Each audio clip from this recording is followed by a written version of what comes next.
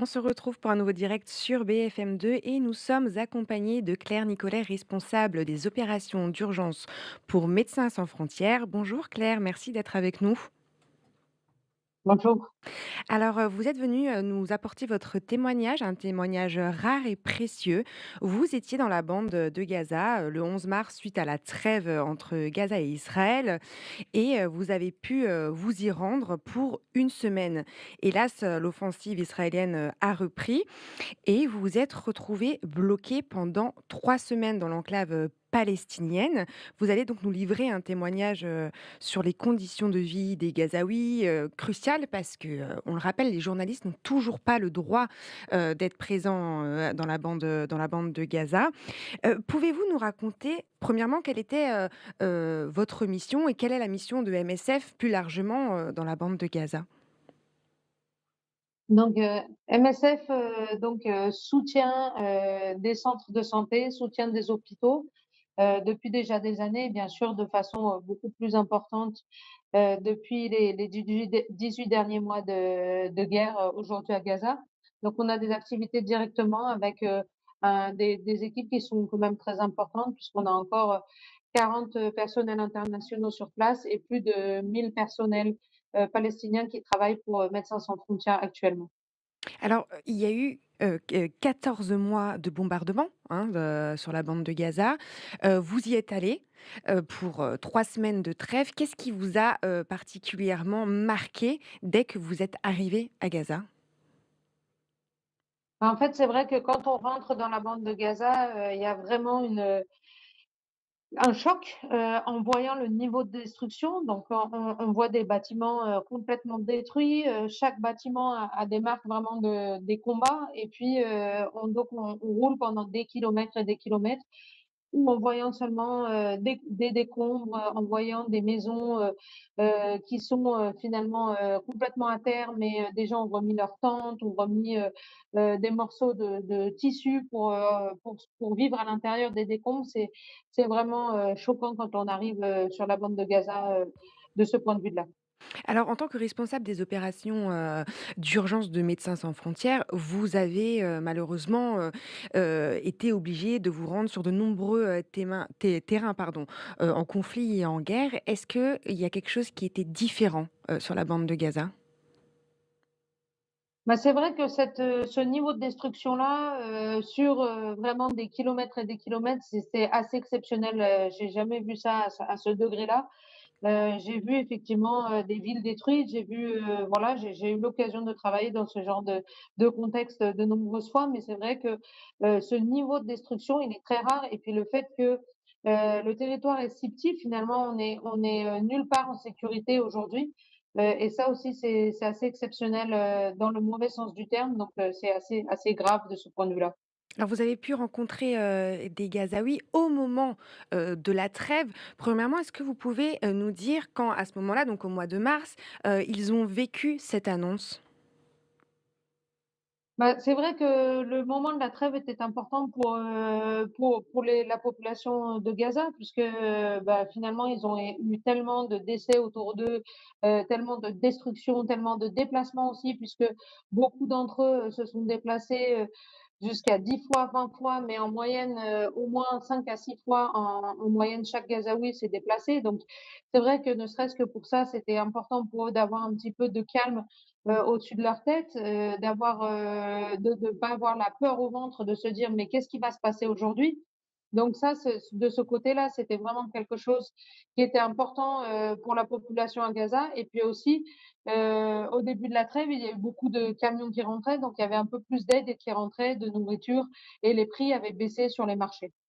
Alors, aujourd'hui, malheureusement, les Gazaouis sont privés de l'acheminement, humanitaire. Emmanuel Macron, est à la frontière, de Gaza. Il a encore, dit que la reprise de l'aide humanitaire était la priorité des priorités. Comment est-ce que les Gazaouis et vous-même avez-vous, vécu cet arrêt de l'acheminement? Comment avez-vous compris Bah, en qu'en fait, fait, il n'y en aurait c'est plus? Ça a vraiment des conséquences, terribles aujourd'hui parce que, ça fait plus d'un mois, hein, que l'acheminement de l'aide, s'est arrêté. Mmh. La nourriture, aussi, ne rentre plus aujourd'hui, donc on est vraiment dans une situation, terrible. Les boulangeries se sont arrêtées début avril. Donc finalement, les prix évidemment montent sur les marchés et puis nous, humanitaires, on n'a plus, des médicaments qui commencent à ne plus rentrer, enfin, on commence à avoir des ruptures de médicaments, on commence à avoir des ruptures, d'anesthésiants pour faire nos chirurgies, de matériel chirurgical. Donc petit à petit, on va réduire la qualité, de soins qu'on fait, par rapport à cette situation où l'aide est complètement coupée, mais 100% coupée depuis, plus d'un mois aujourd'hui, qui est aussi exceptionnel puisqu'on n'a jamais vu, un un blocage un blocus de l'aide, à ce niveau-là, pendant pratiquement 5 semaines maintenant. Vous parlez effectivement, de l'approvisionnement des médicaments et c'est évident puisque vous travaillez pour, Médecins sans frontières. On est à quel niveau, sanitaire et niveau hospitalier, à Gaza? Bah, aujourd'hui, le niveau sanitaire, il est très bas. 100% des hôpitaux sont que, partiellement, fonctionnels ou pas du tout fonctionnels. Donc il y a aucun hôpital qui fonctionne à 100%. Il y a des soins qui se sont arrêtés depuis déjà de nombreux mois, comme les soins pour le cancer ou autres. Malheureusement, le niveau de soins qu'on peut donner est assez faible. Et pendant la trêve, on est en train de vraiment recommencer à donner des soins, à reconstruire des hôpitaux, reconstruire des centres de santé et cetera. Il y avait vraiment de la reconstruction qui était en cours et Mmh. puis malheureusement tout ça a été, mis à terre par la reprise des hostilités. Alors qu'est-ce qui est le plus marquant, parmi les blessés? Quels sont les soins en fait que vous prodiguez, le plus et peut-être de quoi avez-vous le plus besoin, sur la bande de Gaza?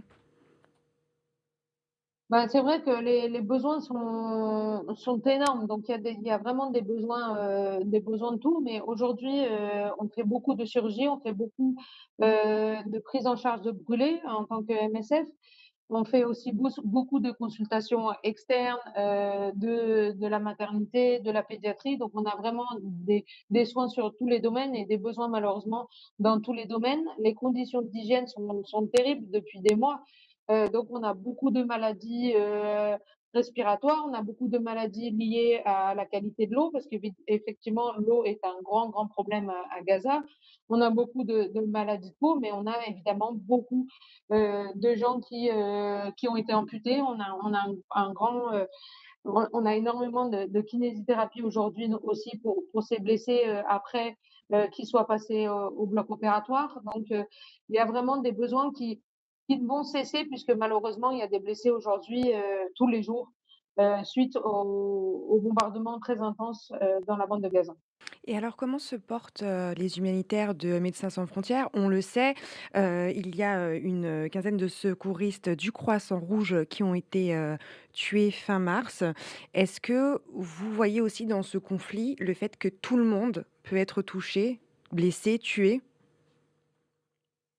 Bah, nous-mêmes, Médecins sans frontières, on a perdu 2 collègues, palestiniens sur les 2 dernières semaines. Donc, effectivement, on est directement, impactés par la situation.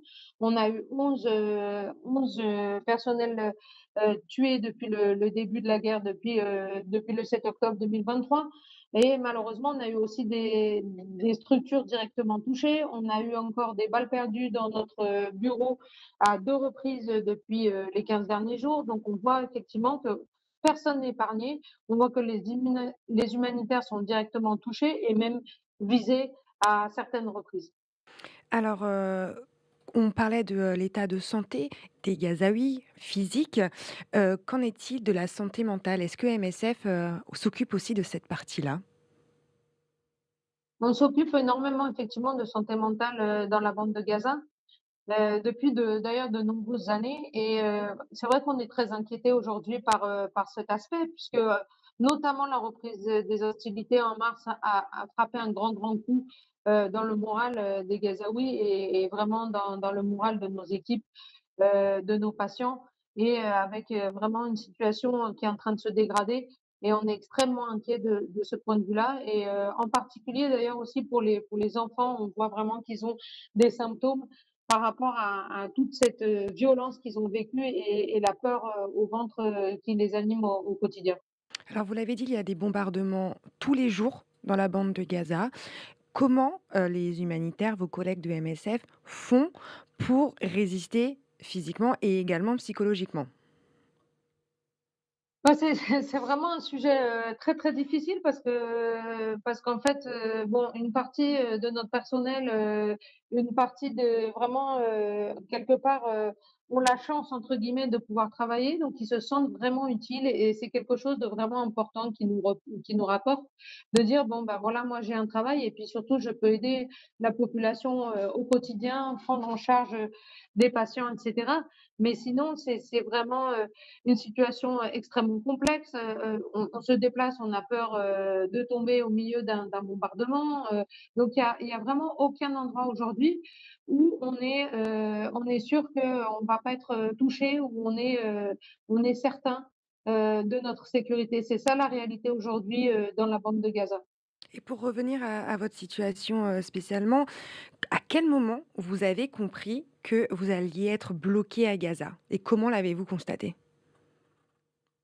Donc finalement, ce qui s'est passé, c'est que la nuit du 17 au 18 mars, il y a eu, des bombardements extrêmement intenses qui ont commencé et tout le monde, était vraiment surpris parce qu'on pensait plutôt qu'il y aurait une continuation de la trêve et puis finalement, à 2 heures du matin, on a commencé à recevoir des bombes sur la tête. Donc pas directement évidemment, heureusement sur notre maison, mais en tout cas sur vraiment toute la bande de Gaza, il y a eu, des frappes aériennes très, très intenses cette nuit-là et à partir de là, on a compris que c'était, fini, il n'y avait plus de trêve et finalement, on recommençait, la situation recommençait, la guerre recommençait, à 100 et ça malheureusement, ça s'est confirmé dans les jours et les semaines à venir. Quels sont les besoins actuellement spécifiques de Médecins sans frontières? Bah, la première chose, évidemment, c'est la sûreté de nos équipes, donc c'est aussi d'avoir, certains mécanismes, de sécurité aujourd'hui n'existent plus, c'est-à-dire qu'avant on notifiait nos mouvements, aussi les emplacements où étaient nos structures et cetera. Aujourd'hui, c'est plus quelque chose qui existe. Donc ça, c'est vraiment quelque chose de spécifique et puis bien sûr, on a besoin que des camions rentrent dans la bande de Gaza. On a besoin que des médicaments rentrent dans la bande de Gaza et aujourd'hui, ça n'est pas le cas donc effectivement, on a vraiment besoin de ça pour, travailler au quotidien et puis, au-delà de ça et ben, il faut que le cessez-le-feu, revienne évidemment pour pouvoir continuer, pour pouvoir être sûr aujourd'hui, et que, voilà, cette violence s'arrête puisque c'est une violence innommable aujourd'hui. On vous remercie énormément, Claire Nicolet. Je le rappelle, vous êtes, responsable des opérations d'urgence pour Médecins sans frontières. Vous nous avez apporté un témoignage, précieux parce que comme je l'ai rappelé au début de cette interview, les journalistes n'ont pas la possibilité de se rendre sur la bande de Gaza pour, témoigner de ce qu'il s'y passe. On vous remercie infiniment d'avoir, répondu à notre invitation. On souhaite évidemment bon courage, aux équipes, de MSF, sur le terrain et nous, on se retrouve très bientôt pour un nouveau direct sur BFM2.